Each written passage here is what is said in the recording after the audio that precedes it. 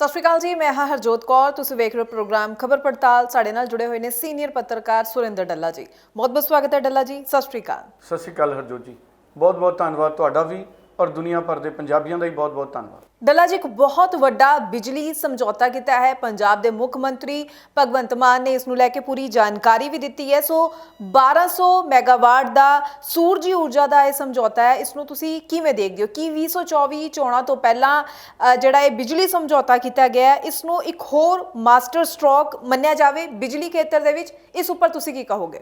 हरजोत जी, जदों भी कोई सूबे की सरकार पंजाब च बिजली के मामले दे विच कोई वड्डा काम करती है तो उसनूं मास्टर स्ट्रोक ही मन्निया जाता है। और हुण जदों 2024 दीयां चोणां बहुत नेड़े ने, मैनूं लगदा सचमुच ये बहुत वड्डा मास्टर स्ट्रोक भगवंत मान होना ने मारिया। पिछले लंबे समय तो ये सवाल खड़े हो रहे सी कि जदों दी भगवंत मान होना दी सरकार आई है, इस सरकार ने बिजली पैदा करने के मामले या खरीदण के मामले कोई बहुत वड्डी उपलब्धि हासिल नहीं की।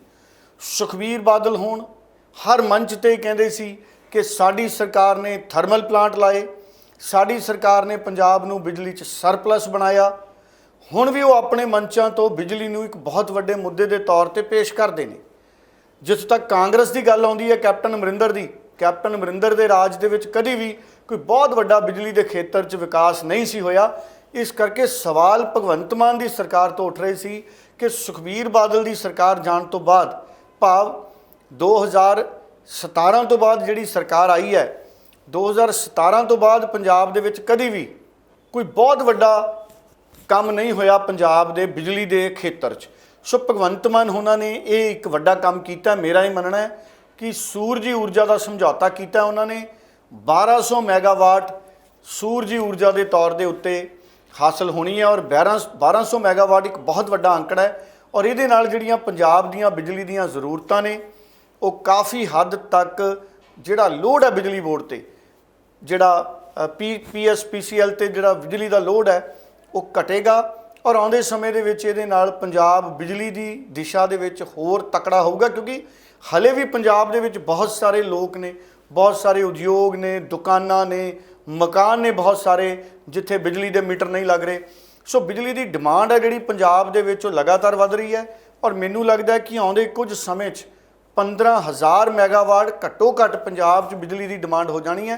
अजिहे हालातां दे विच 12,000 मैगावाट सूरजी ऊर्जा का जिहड़ा समझौता है वो चंगा समझौता और 18 महीनों के विच ये तय किया गया है कि ये कार्यशील हो जाने ने ये सारे जिहड़े समझौते ने। सो अगले मैं गल्लां भी सुन रहा सी, भगवंत मान होना ने कल एक पत्रकार सम्मेलन किया, बड़े मन्ने परमन्ने पत्रकार भी उत्थे मौजूद सी। कहंदे अगले 25 सालों लई बिना वादे तो बिजली खरीद दरां निर्धारित करके 431 करोड़ रुपए बचाए। बिल्कुल उन्होंने पैसे बचाए। पर मेरा ही मनना है हरजोत जी कि जिहड़ी सूरजी ऊर्जा है वो दिन प्रति दिन सस्ती होएगी, ना कि महंगी। सो अगर हुण उन्होंने जिहड़ा रेट फिक्स किया है जिहड़ा सूरजी ऊर्जा का, सो मैनूं नहीं लगता कि आउंदे समय जिहड़ी सूरजी ऊर्जा वो महंगी होएगी।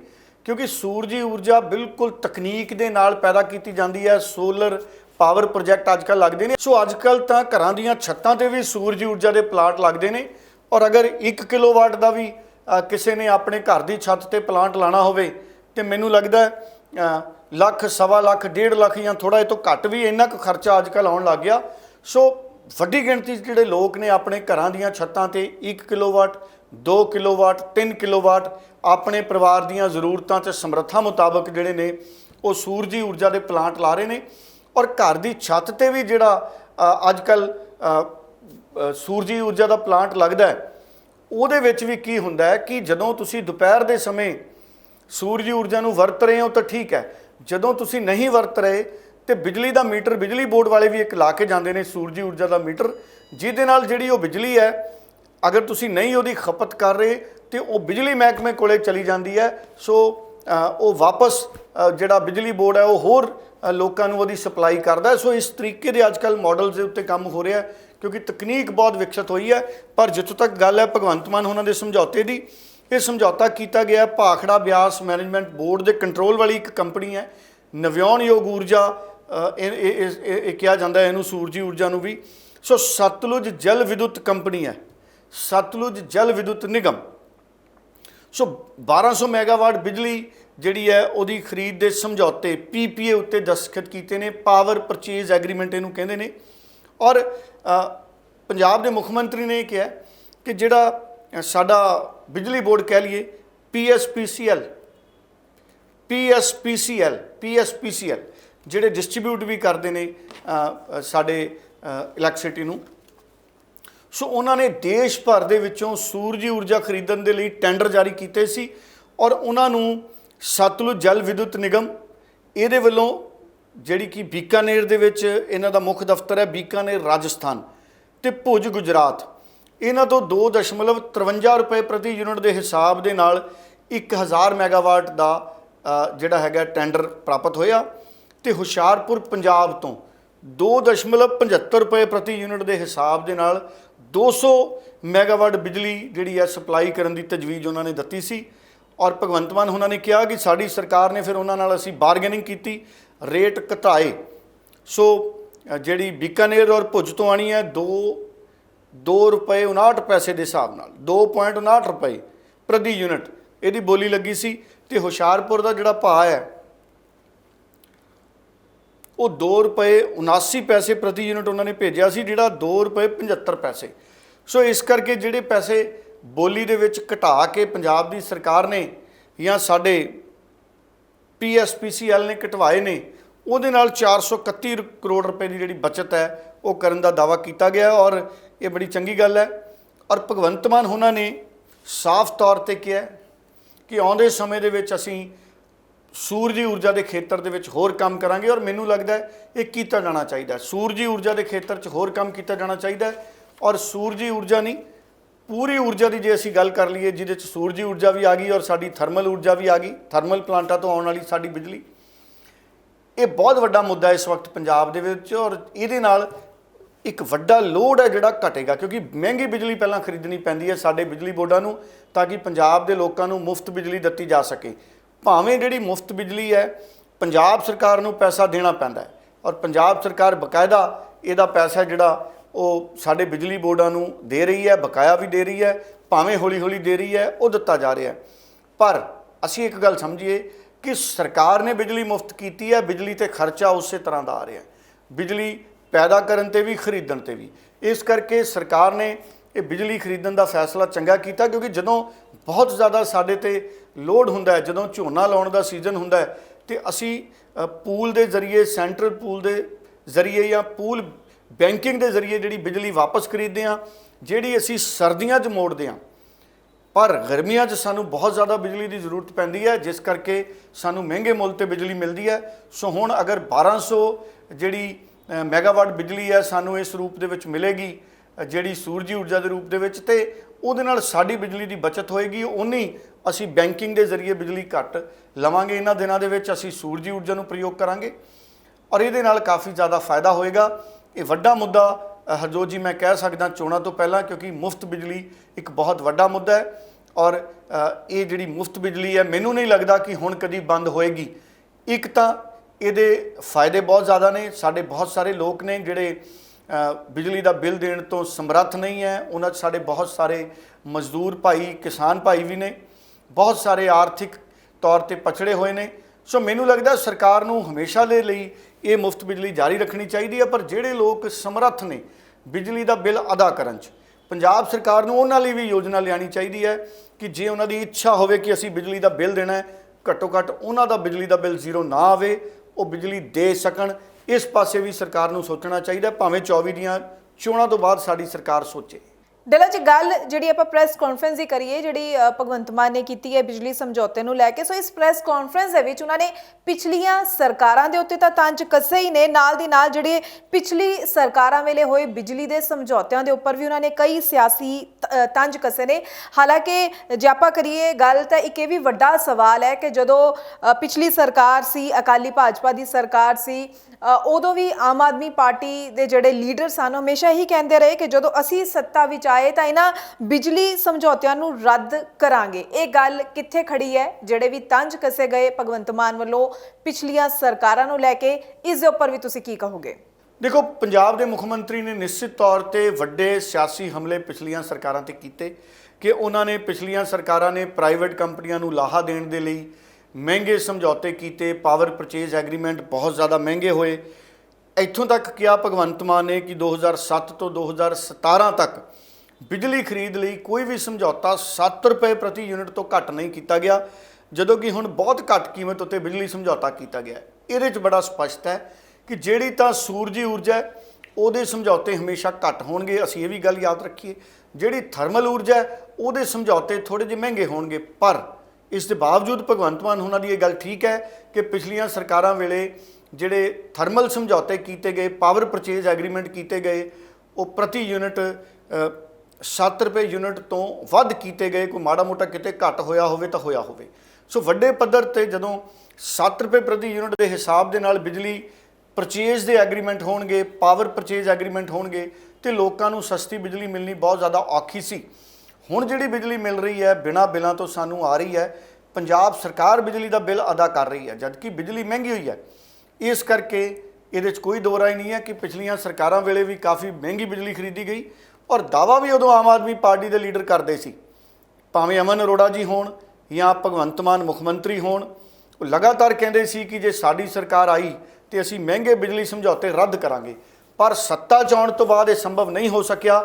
ਮੈਨੂੰ ਨਹੀਂ ਲੱਗਦਾ ਕਿ ਕਿਸੇ ਬਿਜਲੀ ਕੰਪਨੀ ਦੇ ਨਾਲ ਜਿਹੜਾ ਪਾਵਰ ਪਰਚੇਜ਼ ਐਗਰੀਮੈਂਟ ਹੈ ਉਹਨੂੰ ਰੱਦ ਕੀਤਾ ਗਿਆ ਹੋਵੇ, ਜਾਂ ਉਹਨਾਂ ਤੇ ਕੇਸ ਦਰਜ ਕੀਤਾ ਗਿਆ ਹੋਵੇ, ਜਾਂ ਉਹਨਾਂ ਤੇ ਪੈਨਲਟੀ ਪਾਈ ਗਈ ਹੋਵੇ।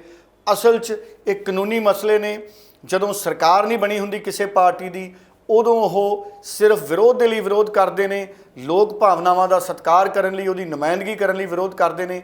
ਪਰ ਜਦੋਂ ਸੱਤਾ 'ਚ ਆ ਜਾਂਦੇ ਨੇ ਤੇ ਮਹਿਸੂਸ ਕਰਦੇ ਨੇ ਕਿ ਜਿਹੜੇ ਸਮਝੌਤੇ ਸਰਕਾਰਾਂ ਵੱਲੋਂ ਕੀਤੇ ਗਏ ਹੁੰਦੇ ਨੇ ਉਹ ਸਮਝੌਤੇ ਤੋੜਨੇ ਇੰਨੇ ਆਸਾਨ ਨਹੀਂ ਹੈ। ਹਾਲਾਂਕਿ ਇਹ ਜ਼ਰੂਰ ਕਿਹਾ ਗਿਆ ਗੱਲ ਭਗਵੰਤ ਮਾਨ ਵੱਲੋਂ ਕਿ ਅਸੀਂ ਕੰਪਨੀਆਂ ਨਾਲ ਗੱਲ ਕੀਤੀ ਹੈ ਔਰ ਅਸੀਂ ਉਹਨਾਂ ਨੂੰ ਭਰੋਸਾ ਦਿੱਤਾ ਹੈ ਕਿ ਅਸੀਂ ਹੋਰ ਸਹੂਲਤਾਂ ਜੋ ਸੰਭਵ ਹੈ ਉਹ ਦੇਵਾਂਗੇ। ਪਰ ਜਿਹੜੇ ਪਾਵਰ ਪਰਚੇਜ਼ ਐਗਰੀਮੈਂਟ ਨੇ ਅੱਜ ਦੇ ਸਮੇਂ ਜਦੋਂ ਬਿਜਲੀ ਐਡੀ ਮਹਿੰਗੀ ਨਹੀਂ ਹੈ, ਸਾਨੂੰ ਸਸਤੀ ਮਿਲ ਰਹੀ ਹੈ, ਤੇ ਤੁਸੀਂ ਜ਼ਰੂਰ ਇਹਦੇ ਤੇ ਪੁਨਰ ਵਿਚਾਰ ਕਰੋ। ਹੋ ਸਕਦਾ ਕੋਈ ਨਾ ਕੋਈ ਬਿਜਲੀ ਕੰਪਨੀ ਆਉਂਦੇ ਦਿਨਾਂ ਦੇ ਵਿੱਚ ਪਾਵਰ ਪਰਚੇਜ਼ ਐਗਰੀਮੈਂਟ ਜਿਹੜੇ ਪਹਿਲੇ ਸਮਝੌਤਿਆਂ ਮੁਤਾਬਕ ਸੀ ਉਹਦੇ 'ਚ ਕੋਈ ਮਾੜੀ ਮੋਟੀ ਰਿਆਇਤ ਦੇਵੇ ਜਾਂ ਡਿਸਕਾਊਂਟ ਦੇਵੇ, ਇਹ ਸੰਭਵ ਹੈ। ਪਰ ਸਮਝੌਤੇ ਰੱਦ ਨਹੀਂ ਹੋਏ, ਨਾ ਹੀ ਉਹਨਾਂ ਤੇ ਪਰਚੇ ਦਰਜ ਹੋਏ। ਪਰ ਇਹ ਮੁੱਦਾ ਬਹੁਤ ਵੱਡਾ ਸੀ ਪਿਛਲੀਆਂ ਸਰਕਾਰਾਂ ਦੇ ਵੇਲੇ, ਔਰ ਹੁਣ ਕਿਉਂਕਿ ਸਾਡੀ ਸਰਕਾਰ ਸਮਝੌਤੇ ਤੋੜ ਨਹੀਂ ਸਕੀ ਪਾਵਰ ਪਰਚੇਜ਼ ਐਗਰੀਮੈਂਟ ਦੇ, ਜਿਸ ਤਰ੍ਹਾਂ ਨਾਲ ਦਾਅਵੇ ਕੀਤੇ ਗਏ ਸੀ। ਅਕਾਲੀ ਦਲ ਜਾਂ ਕਾਂਗਰਸ ਇਹਨਾਂ ਗੱਲਾਂ ਨੂੰ ਸਿਆਸੀ ਤੌਰ ਤੇ ਆਮ ਆਦਮੀ ਪਾਰਟੀ ਦੇ ਖਿਲਾਫ ਵਰਤਣ ਦੀ ਕੋਸ਼ਿਸ਼ ਕਰਦੇ ਨੇ ਹਰ ਮੰਚ ਤੇ, ਕਿਉਂਕਿ ਸਿਆਸਤ ਦਾ ਅਸੂਲ ਹੀ ਇਹ ਹੈ, ਅਗਰ ਕੋਈ ਵੀ ਕਮੀ ਕਿਸੇ ਵੀ ਪੋਲੀਟੀਕਲ ਪਾਰਟੀ ਦੀ ਦਿਖੇ ਤੇ ਦੂਸਰੀ ਵਿਰੋਧੀ ਪਾਰਟੀ ਤੁਰੰਤ ਸਿਆਸੀ ਹਮਲੇ ਕਰਦੀ ਹੈ। ਸੋ ਬਿਜਲੀ ਦੇ ਮਾਮਲੇ 'ਚ ਹਜੇ ਸਿਆਸਤ ਪੰਜਾਬ 'ਚ ਖਤਮ ਨਹੀਂ ਹੋਣੀ। ਆਉਂਦੇ ਦਿਨਾਂ ਦੇ ਵਿੱਚ ਵੀ ਬਿਜਲੀ ਦੇ ਮਾਮਲੇ ਤੇ ਬਹੁਤ ਵੱਡੀ ਸਿਆਸਤ ਪੰਜਾਬ 'ਚ ਹੋਏਗੀ। ਡਰਾ ਜੀ ਅਗਲੀ ਖਬਰ ਵੱਲ ਵਧਦੇ ਹਾਂ ਤਾਂ ਪੰਜਾਬ ਦੇ ਵਿੱਚ ਸੁਖਪਾਲ ਖਹਿਰਾ, ਪ੍ਰਤਾਪ ਬਾਜਵਾ ਆਮ ਆਦਮੀ ਪਾਰਟੀ ਸਰਕਾਰ ਦੇ ਨਾਲ ਸਮਝੌਤੇ ਦੇ ਖਿਲਾਫ ਜੋ ਹੈ ਲਗਾਤਾਰ ਬਿਆਨ ਦੇ ਰਹੇ ਨੇ। ਅਸੀਂ ਸਾਰੇ ਮੀਡੀਆ ਵਿੱਚ ਸੁਣ ਰਹੇ ਹਾਂ ਸਾਰੇ ਬਿਆਨ। ਸੋ ਦਿੱਲੀ ਵਿੱਚ ਅਲਕਾ ਲਾਂਬਾ ਨੇ ਵੀ ਇਹ ਬਿਆਨ ਜੋ ਹੈ ਦਿੱਤਾ ਸੀ ਤੇ ਦਿੱਲੀ ਵਿੱਚ ਹੁਣ ਨਵੀਂ ਤਰ੍ਹਾਂ ਦੀ ਸਿਆਸਤ ਵੇਖਣ ਨੂੰ ਜ਼ਰੂਰ ਮਿਲ ਗਈ ਹੈ। ਨਵੀਂ ਸਿਆਸਤ ਸ਼ੁਰੂ ਹੋ ਚੁੱਕੀ ਹੈ, ਅਸੀਂ ਸਾਰੇ ਜਾਣਦੇ ਹਾਂ। ਇਸ ਤੋਂ ਬਾਅਦ ਆਮ ਆਦਮੀ ਪਾਰਟੀ ਵੱਲੋਂ ਵੀ ਬਿਆਨ ਆਇਆ ਸੀ। ਕੀ ਲੱਗਦਾ ਹੈ ਕਿ ਜਿਹੜਾ ਇੰਡੀਆ ਗਠਬੰਧਨ ਹੈ ਤਕਰੀਬਨ 26 ਪਾਰਟੀਆਂ ਦਾ, ਇਸ ਵਿੱਚ ਕੀ ਆਮ ਆਦਮੀ ਪਾਰਟੀ ਅਤੇ ਕਾਂਗਰਸ ਪਾਰਟੀ 2024 ਦੀਆਂ ਚੋਣਾਂ ਦੇ ਵਿੱਚ ਇਕੱਠੇ ਲੜਦੇ ਨਜ਼ਰ ਆਣਗੇ, ਇਕੱਠੇ ਇਸ ਲੜਾਈ ਦੇ ਰਸਤੇ ਵੱਲ ਵਧਦੇ ਨਜ਼ਰ ਆਣਗੇ, ਜਾਂ ਫਿਰ ਇਹ ਰਸਤੇ ਖਤਮ ਹੋ ਜਾਣਗੇ ਤੇ ਇਹ ਸਾਥ ਅੱਗੇ ਵਧਦਾ ਨਹੀਂ ਦਿਖੇਗਾ?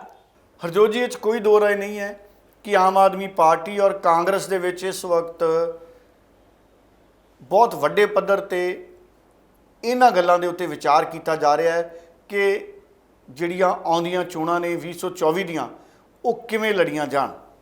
ਇੰਡੀਆ ਗਠਬੰਧਨ ਦੇ ਤਹਿਤ ਇਹਨਾਂ ਸਾਰੀਆਂ ਪਾਰਟੀਆਂ ਨੇ ਚੋਣਾਂ ਲੜਨੀਆਂ। 30-31 ਤਰੀਕ ਨੂੰ ਮੀਟਿੰਗ ਦਾ ਪ੍ਰਬੰਧ ਕੀਤਾ ਜਾ ਰਿਹਾ ਮਹਾਰਾਸ਼ਟਰ ਦੇ ਵਿੱਚ, ਜਿਹਦੇ 'ਚ ਫੈਸਲਾ ਹੋਏਗਾ ਕਿ ਕਮੇਟੀ ਦੇ ਚੇਅਰਮੈਨ ਕੌਣ ਹੋਣਗੇ ਔਰ ਜਿਹੜਾ ਇੰਡੀਆ ਗਠਬੰਧਨ ਹੈ ਉਹਦਾ ਕੋਆਰਡੀਨੇਟਰ ਕੌਣ ਹੋਏਗਾ, ਸੰਯੋਜਕ ਕੌਣ ਹੋਏਗਾ ਔਰ ਮੈਂਬਰ ਕਿਹੜੇ-ਕਿਹੜੇ ਹੋਣਗੇ। ਕਿਉਂਕਿ ਕਈ ਤਰ੍ਹਾਂ ਦੀਆਂ ਕਮੇਟੀਆਂ ਬਣਨ ਦੀ ਸੰਭਾਵਨਾ ਹੈ। ਟਿਕਟਾਂ ਦੀ ਵੰਡ ਨੂੰ ਲੈ ਕੇ ਵੀ ਸਲਾਹ ਮਸ਼ਵਰੇ ਕੀਤੇ ਜਾਣੇ ਨੇ ਉਸ ਮੀਟਿੰਗ ਦੇ ਵਿੱਚ। ਕਿਹੜੇ ਸੂਬੇ 'ਚ ਕਿਹੜੀ ਪਾਰਟੀ ਕਿੰਨੀਆਂ ਸੀਟਾਂ 'ਤੇ ਚੋਣ ਲੜੇਗੀ, ਇਹਦੇ ਲਈ ਵੀ ਕਮੇਟੀਆਂ ਬਣਨੀਆਂ ਨੇ।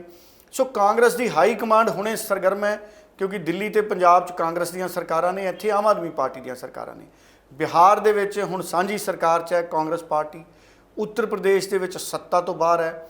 ਹੋਰ ਬਹੁਤ ਸਾਰੇ ਸੂਬੇ ਨੇ ਪੱਛਮੀ ਬੰਗਾਲ 'ਚ ਸੱਤਾ ਤੋਂ ਬਾਹਰ ਹੈ, ਪਰ ਪੱਛਮੀ ਬੰਗਾਲ 'ਚ ਮਮਤਾ ਬਨਰਜੀ ਦੀ ਸਰਕਾਰ ਹੈ ਤੇ ਉਹ ਇੰਡੀਆ ਗਠਬੰਧਨ ਦਾ ਹਿੱਸਾ ਹੈ। ਇਸ ਕਰਕੇ ਉਹ ਸਾਰੇ ਸੂਬੇ ਜਿੱਥੇ ਇੰਡੀਆ ਗਠਬੰਧਨ ਦੀਆਂ ਪਾਰਟੀਆਂ ਸੱਤਾ ਦੇ ਵਿੱਚ ਵੀ ਨੇ ਤੇ ਗਠਬੰਧਨ ਦੇ ਵਿੱਚ ਵੀ ਨੇ, ਉੱਥੇ ਚੋਣਾਂ ਉਹਨਾਂ ਨੇ ਕਿਵੇਂ ਲੜਨੀਆਂ, ਇਹ ਬਹੁਤ ਵੱਡਾ ਮੁੱਦਾ ਹੈ। ਪਰ ਕੱਲ ਕਾਂਗਰਸ ਵੱਲੋਂ ਇੱਕ ਮੀਟਿੰਗ ਕੀਤੀ ਗਈ ਹਾਈ ਪੱਧਰ ਦੀ, ਉਹਦੇ 'ਚ ਰਾਹੁਲ ਗਾਂਧੀ ਸੀ, ਮਲਕੀ ਅਰਜਨ ਖੜਗੇ ਸੀ, ਪਰਸੋਂ ਕੀਤੀ ਗਈ, ਮੈਂ ਕੱਲ ਕਹਿ ਗਿਆ। ਔਰ ਉਸ ਮੀਟਿੰਗ ਤੋਂ ਬਾਅਦ ਬੀਬੀ ਅਲਕਾ ਲਾਂਬਾ ਨੇ ਪੱਤਰਕਾਰਾਂ ਦੇ ਨਾਲ ਗੱਲਬਾਤ ਕਰਦੇ ਹੋਏ ਇਹ ਕਹਿ ਦਿੱਤਾ ਕਿ ਸੱਤੇ ਦੀਆਂ 7 ਸੀਟਾਂ ਤੇ ਸਾਨੂੰ ਤਿਆਰ ਰਹਿਣ ਦੇ ਲਈ, ਮਜ਼ਬੂਤ ਤਕੜੇ ਰਹਿਣ ਦੇ ਲਈ, ਚੋਣ ਲੜਨ ਦੇ ਮਕਸਦ ਦੇ ਨਾਲ ਉਹਨਾਂ ਨੇ ਇਸ਼ਾਰਾ ਕੀਤਾ, ਜਿਹਦੇ ਤੋਂ ਵਿਵਾਦ ਖੜਾ ਹੋ ਗਿਆ। ਔਰ ਦਿੱਲੀ ਦੀ ਇਕਾਈ ਦੇ ਜਿਹੜੇ ਪ੍ਰਭਾਰੀ ਨੇ ਦੀਪਕ ਬਾਬਰੀਆ, ਉਹਨਾਂ ਨੇ ਬਾਅਦ ਦੇ ਵਿੱਚ ਇੱਕ ਤਰੀਕੇ ਨਾਲ ਬਚਾਅ ਕੀਤਾ ਬੀਬੀ ਅਲਕਾ ਲਾਂਬਾ ਦੇ ਬਿਆਨ ਤੋਂ, ਉਹਨਾਂ ਨੇ ਯੂ ਟਰਨ ਵੀ ਲਿਆ। ਹਾਲਾਂਕਿ ਦੀਪਕ ਬਾਬਰੀਆ ਪਹਿਲਾਂ ਹੀ ਕਹਿ ਰਹੇ ਸੀ ਕਿ ਲੋਕ ਸਭਾ ਚੋਣਾਂ ਦੇ ਸਬੰਧ 'ਚ ਕੋਈ ਗੱਲ ਨਹੀਂ ਹੋਈ, ਜਿਹੜੀ ਮੀਟਿੰਗ ਹੋਈ ਹੈ ਮੀਟਿੰਗ ਦੇ ਵਿੱਚ ਅਸੀਂ ਆਪਣੀ ਗੱਲ ਕੀਤੀ ਹੈ। ਹਾਲਾਂਕਿ ਜਿਹੜੀ ਦਿੱਲੀ ਦੀ ਲੀਡਰਸ਼ਿਪ ਹੈ ਕਾਂਗਰਸ ਦੀ, ਉਹ ਹਲੇ ਵੀ ਕਹਿ ਰਹੀ ਹੈ ਕਿ ਸ਼ੀਲਾ ਦੀਕਸ਼ਿਤ ਨੇ ਬਹੁਤ ਚੰਗਾ ਕੰਮ ਕੀਤਾ ਸੀ, ਆਮ ਆਦਮੀ ਪਾਰਟੀ ਡਿਲੀਵਰ ਨਹੀਂ ਕਰ ਪਾ ਰਹੀ, ਅਸੀਂ ਆਮ ਆਦਮੀ ਪਾਰਟੀ ਦੀਆਂ ਨੀਤੀਆਂ ਦੇ ਖਿਲਾਫ ਅੰਦੋਲਨ ਕਰਾਂਗੇ। ਔਰ ਕੱਲ ਵੀ ਕਾਂਗਰਸ ਪਾਰਟੀ ਦੇ ਲੋਕ ਦਿੱਲੀ ਦੇ ਲੈਫਟੀਨੈਂਟ ਗਵਰਨਰ ਨੂੰ ਆਪਣੀਆਂ ਵੱਖ-ਵੱਖ ਮੰਗਾਂ ਦੇ ਲਈ ਮੰਗ ਪੱਤਰ ਵੀ ਦੇ ਕੇ ਆਏ ਨੇ। ਸੋ ਦਿੱਲੀ ਦੇ ਵਿੱਚ ਆਮ ਆਦਮੀ ਪਾਰਟੀ ਔਰ ਕਾਂਗਰਸ ਦੇ ਵਿੱਚ ਜ਼ਮੀਨੀ ਪੱਧਰ ਤੇ ਪਰਸਪਰ ਵਿਰੋਧ ਦੀ ਸਿਆਸਤ ਚੱਲ ਰਹੀ ਹੈ। ਜਿਵੇਂ ਪੰਜਾਬ 'ਚ ਭਾਵੇਂ ਸੁਖਪਾਲ ਖਹਿਰਾ ਨੇ, ਭਾਵੇਂ ਪ੍ਰਤਾਪ ਬਾਜਵਾ ਨੇ, ਭਾਵੇਂ ਰਾਜਾ ਵੜਿੰਗ ਨੇ, ਲਗਾਤਾਰ ਆਮ ਆਦਮੀ ਪਾਰਟੀ ਦੇ ਪੰਜਾਬ ਦੀ ਸਰਕਾਰ ਦੀਆਂ ਕਾਰਗੁਜ਼ਾਰੀਆਂ ਦੇ ਖਿਲਾਫ ਆਵਾਜ਼ ਬੁਲੰਦ ਕਰਦੇ ਨੇ। ਔਰ 2024 ਦੇ ਵਿੱਚ 2024 ਨੂੰ ਲੈ ਕੇ ਕੋਈ ਵੀ ਜਿਹੜੀ ਸਪਸ਼ਟਤਾ ਇਹ ਲੀਡਰ ਨਹੀਂ ਦੱਸਦੇ ਆਪਣੇ ਬਿਆਨਾਂ 'ਚ, ਔਰ ਵਿਰੋਧ ਕਰ ਰਹੇ ਨੇ। ਇਹਦਾ ਮਤਲਬ ਹੈ ਕਿ ਸਥਿਤੀ ਦਿੱਲੀ 'ਚ ਕਾਫੀ ਗੁੰਝਲਦਾਰ ਬਣੀ ਹੋਈ ਹੈ। ਔਰ ਜਦੋਂ ਬੀਬੀ ਅਲਕਾ ਲਾਂਬਾ ਦਾ ਵੀ ਬਿਆਨ ਆਇਆ, ਉਸ ਤੋਂ ਬਾਅਦ ਆਮ ਆਦਮੀ ਪਾਰਟੀ ਦੇ ਵੀ ਇੱਕ ਬੁਲਾਰੇ ਨੇ ਇਹ ਗੱਲ ਕਹੀ ਕਿ ਅਗਰ ਕਾਂਗਰਸ ਪਾਰਟੀ ਆਪਣੇ ਪੱਧਰ ਤੇ ਹੀ ਸਾਰੀਆਂ ਸੀਟਾਂ ਤੇ ਚੋਣਾਂ ਲੜਨਾ ਚਾਹੁੰਦੀ ਹੈ ਤੇ ਫਿਰ ਇੰਡੀਆ ਗਠਬੰਧਨ ਦੇ ਵਿੱਚ ਜਿਹੜੀਆਂ ਗੱਲਾਂ ਬਾਤਾਂ ਚੱਲਦੀਆਂ ਨੇ ਉਹਨਾਂ ਤੇ ਸਵਾਲ ਖੜੇ ਹੋਣਗੇ। ਸੋ ਉਹਨਾਂ ਨੇ ਕਾਫੀ ਤਲਖ ਟਿੱਪਣੀ ਕੀਤੀ। ਪਰ ਮੈਨੂੰ ਲੱਗਦਾ ਹੈ ਕਿ ਭਾਵੇਂ ਆਮ ਆਦਮੀ ਪਾਰਟੀ ਹੈ, ਭਾਵੇਂ ਕਾਂਗਰਸ ਹੈ, ਇਹਨਾਂ ਦੀ ਜਿਹੜੀ ਵੱਡੀ ਲੀਡਰਸ਼ਿਪ ਹੈ, ਜਿਵੇਂ ਰਾਹੁਲ ਗਾਂਧੀ ਹੋ ਗਏ, ਭਗਵੰਤ ਮਾਨ ਹੋ ਗਏ, ਅਰਵਿੰਦ ਕੇਜਰੀਵਾਲ ਹੋ ਗਏ ਜਿਹੜੇ ਸੁਪਰੀਮ ਨੇ ਆਮ ਆਦਮੀ ਪਾਰਟੀ ਦੇ, ਰਾਘਵ ਚੱਡਾ ਹੋ ਗਏ ਜਾਂ ਸੰਜੇ ਸਿੰਘ ਹੋ ਗਏ ਦਿੱਲੀ ਵਾਲੇ, ਜਿਹੜੀ ਪਹਿਲੀ ਕਤਾਰ ਦੇ ਲੀਡਰ ਨੇ ਆਮ ਆਦਮੀ ਪਾਰਟੀ ਦੇ, ਉਹ ਕਿਤੇ ਨਾ ਕਿਤੇ ਮਹਿਸੂਸ ਕਰਦੇ ਨੇ ਕਿ ਇਸ ਵਕਤ ਸਾਨੂੰ ਕਾਹਲੀ ਕਰਨ ਦੀ ਲੋੜ ਨਹੀਂ, ਕਿਉਂਕਿ ਅਗਰ 2024 ਦੀਆਂ ਚੋਣਾਂ 'ਚ ਨਰਿੰਦਰ ਮੋਦੀ ਦੀ ਸਰਕਾਰ ਨੂੰ ਹਰਾਉਣਾ ਹੈ ਤੇ ਆਪਣੀ ਸਰਕਾਰ ਬਣਾਉਣੀ ਹੈ ਤੇ ਸਾਨੂੰ ਆਪਣੇ ਖੇਤਰਵਾਦ ਦੀ ਸਿਆਸਤ ਦੇ ਜਿਹੜੇ ਸੂਬਾਈ ਹਿੱਤ ਨੇ, ਆਪਣੇ ਰਾਜਨੀਤਿਕ ਹਿੱਤ ਨੇ, ਉਹ ਤਿਆਗ ਕੇ ਸਾਨੂੰ ਵੱਡੇ ਪੱਧਰ ਤੇ ਸੋਚਣਾ ਪਊਗਾ। ਇਸੇ ਕਰਕੇ ਬੀਬੀ ਅਲਕਾ ਲਾਂਬਾ ਦੇ ਬਿਆਨ ਦੇ ਉੱਤੇ ਕਾਂਗਰਸ ਵੱਲੋਂ ਸਫਾਈ ਆਈ। ਸੋ ਮੈਨੂੰ ਲੱਗਦਾ ਹੈ ਇਹ ਗੱਲ ਤੈਅ ਹੈ ਕਿ ਇੰਡੀਆ ਗਠਬੰਧਨ ਦੇ ਤਹਿਤ ਆਮ ਆਦਮੀ ਪਾਰਟੀ ਔਰ ਕਾਂਗਰਸ ਭਾਵੇਂ ਜ਼ਮੀਨੀ ਪੱਧਰ ਤੇ ਲੀਡਰ ਖਿਲਾਫ ਬਿਆਨਬਾਜ਼ੀ ਕਰਦੇ ਰਹਿਣ, ਉਹਨਾਂ ਨੂੰ ਹੁਣ ਰੋਕਣ ਦੀ ਦਿਸ਼ਾ 'ਚ ਕੰਮ ਕਰਨਗੇ।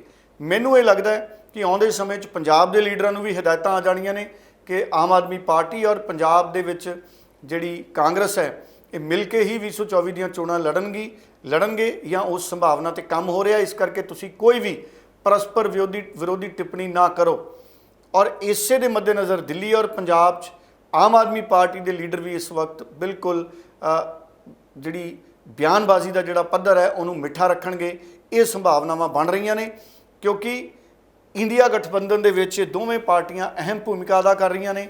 ਔਰ ਆਮ ਆਦਮੀ ਪਾਰਟੀ ਨੂੰ ਵੀ ਪਤਾ ਹੈ ਕਿ ਨਰਿੰਦਰ ਮੋਦੀ ਦੀ ਸਰਕਾਰ ਨੇ ਆਰਡੀਨੈਂਸ ਦੇ ਮਸਲੇ ਤੇ ਸਾਨੂੰ ਲੋਕ ਸਭਾ ਤੇ ਰਾਜ ਸਭਾ ਦੇ ਵਿੱਚ ਹਰਾਇਆ। ਅਗਰ ਅਸੀਂ 2024 ਚ ਨਰਿੰਦਰ ਮੋਦੀ ਦੀ ਸਰਕਾਰ ਨਾ ਹਟਾ ਸਕੇ ਤੇ ਬਹੁਤ ਵੱਡੀਆਂ ਪੋਲੀਟੀਕਲ ਚੁਣੌਤੀਆਂ ਸਾਨੂੰ ਫਿਰ ਸਾਹਮਣੇ ਆਉਣਗੀਆਂ ਤੇ ਸਾਨੂੰ ਉਹਨਾਂ ਦਾ ਸਾਹਮਣਾ ਕਰਨਾ ਪਏਗਾ। ਇਸ ਕਰਕੇ ਮੈਨੂੰ ਲੱਗਦਾ ਹੈ ਹਰਜੋਤ ਜੀ ਕਿ 2024 ਤੋਂ ਪਹਿਲਾਂ ਆਮ ਆਦਮੀ ਪਾਰਟੀ ਔਰ ਕਾਂਗਰਸ ਮਿਲ ਕੇ ਚੋਣਾਂ ਲੜਨ ਦਾ ਐਲਾਨ ਕਰਨਗੇ ਔਰ ਹੋ ਸਕਦਾ ਹੈ ਇਹ ਐਲਾਨ ਅਗਲੇ ਮਹੀਨੇ ਹੋਵੇ। ਔਰ ਇਸੇ ਦੇ ਮੱਦੇਨਜ਼ਰ ਪੰਜਾਬ ਦੇ ਵਿੱਚ ਆਮ ਆਦਮੀ ਪਾਰਟੀ ਦਾ ਵਿਰੋਧ ਕਰਨ ਵਾਲੇ ਲੀਡਰ ਨੇ ਜਿਹੜੇ ਉਹਨਾਂ ਨੂੰ ਸ਼ਾਂਤ ਰਹਿਣ ਦੇ ਸੁਨੇਹੇ ਵੀ ਜਲਦ ਮਿਲ ਸਕਦੇ ਨੇ। ਅਜਿਹੀਆਂ ਚਰਚਾਵਾਂ ਕਿਆਸ ਨੇ। ਡੱਲਾ ਜੀ, ਹੁਣ ਗੱਲ ਦਿੱਲੀ ਵਿਧਾਨ ਸਭਾ ਸੈਸ਼ਨ ਦੀ ਵੀ ਕਰ ਲੈਂਦੇ ਹਾਂ। ਦਿੱਲੀ ਵਿਧਾਨ ਸਭਾ ਸੈਸ਼ਨ ਚੱਲ ਰਿਹਾ ਹੈ ਜਿੱਥੇ ਭਾਰਤੀ ਜਨਤਾ ਪਾਰਟੀ ਵੱਲੋਂ ਲਗਾਤਾਰ ਆਮ ਆਦਮੀ ਪਾਰਟੀ ਨੂੰ ਜੋ ਹੈ ਸਵਾਲਾਂ ਦੇ ਘੇਰੇ ਵਿੱਚ ਲਿਆ ਜਾ ਰਿਹਾ ਹੈ। ਸੋ ਇਸ ਉੱਪਰ ਤੁਸੀਂ ਕੀ ਕਹੋਗੇ? ਸੈਸ਼ਨ ਨੂੰ ਲੈ ਕੇ ਵੀ ਜ਼ਰੂਰ ਪੂਰੀ ਜਾਣਕਾਰੀ ਦਿਓ।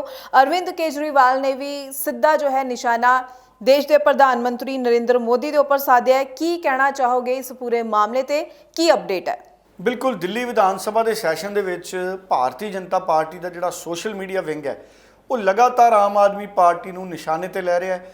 ਆਮ ਆਦਮੀ ਪਾਰਟੀ ਦੇ ਵਿਧਾਇਕਾਂ ਨੇ ਕਈ ਜਿਹੜੀਆਂ ਕਮੀਆਂ ਨੇ ਉਜਾਗਰ ਕੀਤੀਆਂ ਨੇ ਦਿੱਲੀ ਦੇ ਹਸਪਤਾਲਾਂ ਦੀਆਂ, ਪਾਣੀ ਨਾਲ ਸੰਬੰਧਿਤ। ਔਰ ਇਹ ਸੁਭਾਵਿਕ ਹੈ, ਜਦੋਂ ਕੋਈ ਸਰਕਾਰ ਕੰਮ ਕਰਦੀ ਹੈ ਤੇ ਜਿਹੜੀਆਂ ਕਮੀਆਂ ਨੇ ਉਹ ਵਿਧਾਇਕ ਉਜਾਗਰ ਕਰਦੇ ਨੇ, ਵਿਧਾਨ ਸਭਾ 'ਚ ਉਹਨਾਂ ਦਾ ਹੱਲ ਮੰਗਦੇ ਨੇ। ਪਰ ਬੀਜੇਪੀ ਇਹ ਦਿਖਾਉਣ ਦੀ ਕੋਸ਼ਿਸ਼ ਕਰ ਰਹੀ ਹੈ ਕਿ ਵੇਖੋ ਦਿੱਲੀ ਦੇ ਵਿੱਚ ਸਿਹਤ ਸਹੂਲਤਾਂ ਦਾ ਕੀ ਹਾਲ ਹੈ। ਆਮ ਆਦਮੀ ਪਾਰਟੀ ਦੇ ਵਿਧਾਇਕ ਹੀ ਆਪ ਦੀ ਪੋਲ ਖੋਲ ਰਹੇ ਨੇ, ਜਦ ਕਿ ਉਹ ਵਿਧਾਨ ਸਭਾ ਦੀ ਡਿਬੇਟ ਹੈ, ਡਿਸਕਸ਼ਨ ਹੈ, ਔਰ ਇਹ ਹਰ ਸੂਬੇ 'ਚ ਹੁੰਦੇ ਹੈ, ਇਹ ਦੇਸ਼ ਦੇ ਵਿੱਚ ਵੀ ਹੁੰਦੀਆਂ। ਦੇਸ਼ ਦੀ ਸਰਕਾਰ ਦੇ ਵਿੱਚ ਵੀ, ਪਾਰਲੀਮੈਂਟ 'ਚ ਵੀ ਬੀਜੇਪੀ ਦੇ ਬਹੁਤ ਸਾਰੇ ਲੀਡਰ ਨੇ ਜਿਹੜੀਆਂ ਵੱਖ-ਵੱਖ ਮੰਗ ਜਿਹੜੀਆਂ ਨੇ ਆਪਣੀ ਸਰਕਾਰ ਤੋਂ ਹੀ ਕਰਦੇ ਨੇ। ਚਲੋ ਇਹ ਸਿਆਸਤ ਹੈ, ਸਿਆਸਤ ਦੇ ਵਿੱਚ ਬਹੁਤ ਤਰ੍ਹਾਂ ਦੇ ਸਾਨੂੰ ਰੰਗ ਦੇਖਣ ਨੂੰ ਮਿਲਦੇ ਨੇ। ਜਿੱਥੋਂ ਤੱਕ ਗੱਲ ਰਹੀ ਅਰਵਿੰਦ ਕੇਜਰੀਵਾਲ ਦੀ, ਅਰਵਿੰਦ ਕੇਜਰੀਵਾਲ ਨੇ ਦਿੱਲੀ ਦੀ ਵਿਧਾਨ ਸਭਾ ਦੇ ਵਿੱਚ ਪ੍ਰਧਾਨ ਮੰਤਰੀ ਨਰਿੰਦਰ ਮੋਦੀ ਔਰ ਬੀਜੇਪੀ ਦੇ ਵੀ ਜੰਮ ਕੇ ਨਿਸ਼ਾਨੇ ਸਿੱਧੇ, ਕਿਉਂਕਿ ਅੱਜ ਕੱਲ੍ਹ ਭਾਰਤੀ ਜਨਤਾ ਪਾਰਟੀ ਸਾਬਕਾ ਪ੍ਰਧਾਨ ਮੰਤਰੀ ਪੰਡਿਤ ਜਵਾਹਰ ਲਾਲ ਨਹਿਰੂ ਉੱਪਰ ਵੀ ਹਮਲਾਵਰ ਰਹਿੰਦੀ ਹੈ ਵੱਖ-ਵੱਖ ਮੁੱਦਿਆਂ ਤੇ। ਸੋ ਅਰਵਿੰਦ ਕੇਜਰੀਵਾਲ ਨੇ ਚੀਨ ਦੇ ਮਸਲੇ ਤੇ ਭਾਰਤੀ ਜਨਤਾ ਪਾਰਟੀ ਔਰ ਨਰਿੰਦਰ ਮੋਦੀ ਨੂੰ ਨਿਸ਼ਾਨੇ ਤੇ ਲਿਆ। ਅਰਵਿੰਦ ਕੇਜਰੀਵਾਲ ਨੇ ਦਿੱਲੀ ਵਿਧਾਨ ਸਭਾ 'ਚ ਕਿਹਾ ਕਿ ਚੀਨ ਇਸ ਵਕਤ ਭਾਰਤ ਦੇ ਵਿੱਚ ਜ਼ਿਆਦਾ ਵੱਡਾ ਵਪਾਰ ਕਰ ਰਿਹਾ ਹੈ ਔਰ ਚੀਨ ਦੇ ਪਾਸੇ ਤੇ, ਚੀਨ ਵਾਲੇ ਮਾਮਲੇ ਤੇ ਪ੍ਰਧਾਨ ਮੰਤਰੀ ਨਰਿੰਦਰ ਮੋਦੀ ਕਿਉਂ ਚੁੱਪ ਨੇ, ਚੀਨ ਨੂੰ ਨਰਿੰਦਰ ਮੋਦੀ ਉਹਨਾਂ ਨੇ ਕਿਉਂ ਸਖਤ ਜਵਾਬ ਨਹੀਂ ਦਿੱਤਾ। ਜਦਕਿ ਉਹਨਾਂ ਨੇ ਇਹ ਵੀ ਕਿਹਾ ਕਿ ਜਵਾਹਰ ਲਾਲ ਨਹਿਰੂ ਨੇ ਚੀਨ ਦੀ ਅੱਖ ਵਿੱਚ ਅੱਖ ਮਿਲਾ ਕੇ ਗੱਲ ਕੀਤੀ ਸੀ, ਜਦਕਿ ਪ੍ਰਧਾਨ ਮੰਤਰੀ ਨਰਿੰਦਰ ਮੋਦੀ ਚੀਨ ਦੇ ਰਾਸ਼ਟਰਪਤੀ ਜਦੋਂ ਕੁਝ ਵਰੇ ਪਹਿਲਾਂ ਭਾਰਤ ਆਏ ਤੇ ਉਹਨਾਂ ਨਾਲ ਹੱਥ ਵਿੱਚ ਹੱਥ ਪਾ ਕੇ ਘੁੰਮਦੇ ਰਹੇ। ਸੋ ਅਰਵਿੰਦ ਕੇਜਰੀਵਾਲ ਨੇ ਤਿੱਖੇ ਤੰਜ ਨੇ ਜਿਹੜੇ ਉਹ ਪ੍ਰਧਾਨ ਮੰਤਰੀ ਨਰਿੰਦਰ ਮੋਦੀ ਤੇ ਕਸੇ ਨੇ। ਉਹਨਾਂ ਨੇ ਕਿਹਾ ਕਿ ਹੱਥ 'ਚ ਹੱਥ ਪਾ ਕੇ ਘੁੰਮਣ ਦਾ ਮਤਲਬ ਮੁਹੱਬਤ ਹੁੰਦੀ ਹੈ, ਕੂਟਨੀਤੀ ਤੋਂ ਕੰਮ ਲੈਣਾ ਚਾਹੀਦਾ ਹੈ ਔਰ ਚੀਨ ਦੇ ਨਾਲ ਸਖਤੀ ਨਾਲ ਨਿਬੜਨਾ ਚਾਹੀਦਾ ਹੈ। ਔਰ ਉਹਨਾਂ ਨੇ ਕਿਹਾ ਕਿ ਪ੍ਰਧਾਨ ਮੰਤਰੀ ਨਰਿੰਦਰ ਮੋਦੀ ਚੀਨ ਦੇ ਖਿਲਾਫ ਸਖਤ ਰਵੱਈਏ ਵਾਲੇ ਪ੍ਰਧਾਨ ਮੰਤਰੀ ਸਾਬਤ ਨਹੀਂ ਹੋ ਰਹੇ। ਇਸ ਤਰੀਕੇ ਦੀਆਂ ਗੱਲਾਂ ਨੇ ਜਿਹੜੀਆਂ ਅਰਵਿੰਦ ਕੇਜਰੀਵਾਲ ਨੇ ਕੀਤੀਆਂ ਨੇ। ਸੋ ਇੱਕ ਤਰੀਕੇ ਨਾਲ ਉਹਨਾਂ ਨੇ ਦਿੱਲੀ ਦੀ ਵਿਧਾਨ ਸਭਾ ਦੇ ਵਿੱਚ ਵੀ ਕੇਂਦਰ ਸਰਕਾਰ ਔਰ ਪ੍ਰਧਾਨ ਮੰਤਰੀ ਤੇ ਆਪਣੀ ਸਿਆਸੀ ਪੜਾਸ ਵੀ ਕੱਢੀ ਹੈ ਤੇ ਸਿਆਸੀ ਪਲਟਵਾਰ ਵੀ ਕੀਤਾ ਹੈ। ਲਗਭਗ ਇਸੇ ਤਰ੍ਹਾਂ ਦੀ ਪੜਾਸ ਪ੍ਰਧਾਨ ਮੰਤਰੀ ਨਰਿੰਦਰ ਮੋਦੀ ਨੇ ਪਾਰਲੀਮੈਂਟ ਦੇ ਵਿੱਚ ਆਪਣੇ ਭਾਸ਼ਣ ਦੌਰਾਨ ਵਿਰੋਧੀ ਧਿਰਾਂ ਤੇ ਔਰ ਆਮ ਆਦਮੀ ਪਾਰਟੀ ਤੇ ਵੀ ਕੱਢੀ ਸੀ, ਕਿਉਂਕਿ ਅੱਜ ਕੱਲ੍ਹ ਇਹੀ ਸਿਆਸਤ ਦਾ ਦਸਤੂਰ ਹੈ। ਸੋ ਬਹੁਤ-ਬਹੁਤ ਧੰਨਵਾਦ ਡੱਲਾ ਜੀ ਤੁਹਾਡਾ ਕਿ ਤੁਸੀਂ ਇਹਨਾਂ ਸਾਰੀਆਂ ਹੀ ਖਬਰਾਂ ਦੇ ਉੱਪਰ ਪੂਰੀ ਜਾਣਕਾਰੀ ਦਰਸ਼ਕਾਂ ਦੇ ਨਾਲ ਸਾਂਝੀ ਕੀਤੀ ਹੈ। ਦਰਸ਼ਕਾਂ ਦਾ ਵੀ ਧੰਨਵਾਦ ਕਰਦੀ ਹਾਂ ਪ੍ਰੋਗਰਾਮ ਦੇ ਨਾਲ ਜੁੜੇ ਰਹਿਣ ਦੇ ਲਈ ਤੇ ਇਸੇ ਦੇ ਨਾਲ ਮੈਨੂੰ ਯਾਨੀ ਕਿ ਹਰਜੋਤ ਕੌਰ ਨੂੰ ਵੀ ਦਿਓ ਜੀ ਇਜਾਜ਼ਤ। ਧੰਨਵਾਦ, ਬਹੁਤ-ਬਹੁਤ ਧੰਨਵਾਦ।